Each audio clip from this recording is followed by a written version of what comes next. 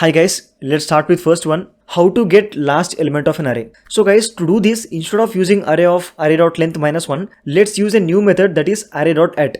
Okay, so let's write here console.log and let me write here array. Okay, simple. Now let's type at here. Now this will take one parameter guys, that is index. So whatever the index that you provide, it will fetch that value out from that array. Okay, simple. For example, if I provide here 2, it will give me 3 because this is 0th index, this is first index and this is second index. Okay, likewise this will also take minus values guys. So for example, if I type here -1, it will give me last element of an array. So that is how you can fetch last element of an array using array.at. For example, if I type here -2, it will give me last first element, which is 3. Now let's move to next one. How to remove duplicate values from an array. Now this can be helpful in your interviews as well. Okay, instead of using this code, let's use set guys. So set is a built-in object in JavaScript that will store unique values. Okay, so let me create a new variable first. Maybe let me type here unique, and that is equal to new set guys. Okay, and this will take one parameter guys, that is iterable, which is nothing but something that can be iterated. For example, array, map, string, etc. Okay, so let me type here array. Simple. Now wait for the magic. So I'll write here console.log and let's write here unique. Okay, now we can see guys, we got only unique values from the array, but this is not what we want, right? We just want an array of unique values. So to do that, let's use one more magic thing, that is spread operator. Let's wrap this inside a temporary array. Okay, simple. Now what I'll do is that from this set object, okay, I'm getting unique values, right? I'm taking that unique values, I'll spread them in this empty array. Okay, to do that, let's use spread operator. Simple guys. Now wait for the magic. You can see we got a new array with unique values. First, set will return me an object of unique values and I have unpacked them and placed them in this new array. Okay, simple. Now we don't even need extra variable. We can just copy this whole thing and we can paste it inside this one. So you can see we'll get the same output 1, 2, 3, 4. Okay, now let's move on to next one. So now let's reverse this given string using just one line. Okay, let me create a new variable. So maybe I'll write here ref. Okay, and first let's write str and then let's write split guys. Okay, simple. We are using split method. This will take two things guys. First thing is a delimiter. How do you want to split this string? Okay, second parameter is the count or limit, like into how many pieces you want to split this string. So I'm gonna take one parameter which is delimiter and I'll just pass empty string guys. I'll not pass anything. Okay, now observe what happens. I'll write here console.log and I'll write rev. Now you see magic. When you pass like this, you are telling that split every character of the string no matter what is there between them. Okay, so that is why it has written every character separately. Okay, simple. Now to this array, let's apply reverse method guys. So let me write here reverse. Now what this will do is that it will reverse an array. You can see the output guys, we got array of reversed characters. Now to this reversed array, let's apply one more magic method, that is join. So let's apply here join. Okay, simple.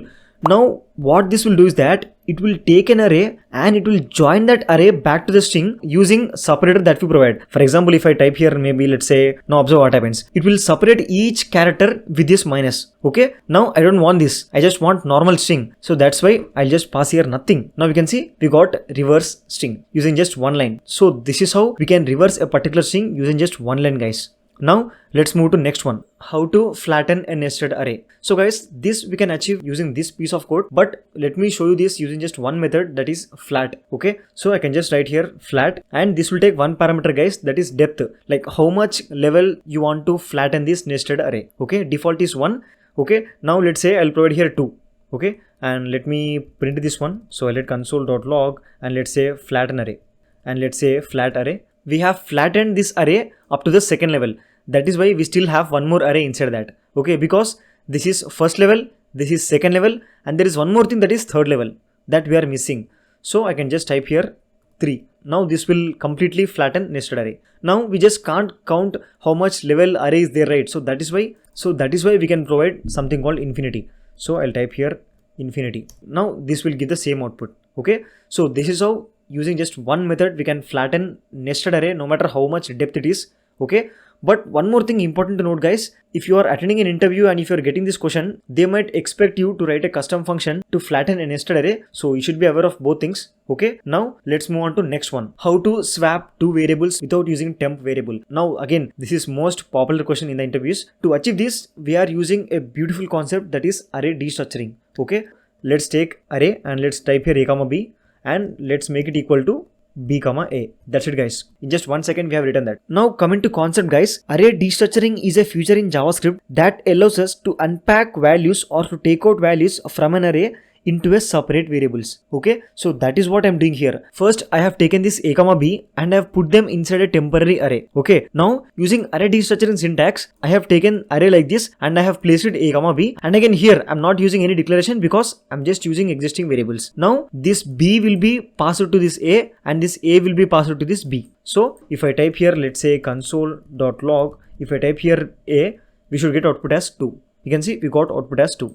Okay, now let's move on to next one. How to sum values of this array. Okay, we will do this using array.reduce method. Okay, and array.reduce is a method that reduces an array to a single value by applying callback function on each element of an array one by one. Now in case if you don't know about this method, you can watch this video where I have explained in depth about array.reduce with different scenarios. Okay, now let me take here a variable. So let me type here, so let's write here sum, and that is equal to, let's write array and then let's write reduce. Okay, now it will take callback function as we know. First let's take accumulator and then let's take current value, and what we'll do is that let's sum these two things. So accumulator plus current value. Okay, and I'll take initial value as 0 guys. So initial value 0. Now let me write here console.log, let me write here sum. Now wait for the magic. You can see we got output as 6. So with the help of this array.reduce method, we can sum values of an array in just one line. Now let's move on to last one, which is my favorite one. So guys, the task is simple. How to check whether object is empty or not. So guys, there are several ways to achieve this one, but my favorite is using object.keys method. Okay, object.keys is a method that will take one parameter which is object and it will return all the properties of that object that you have given in an array. Okay, simple guys.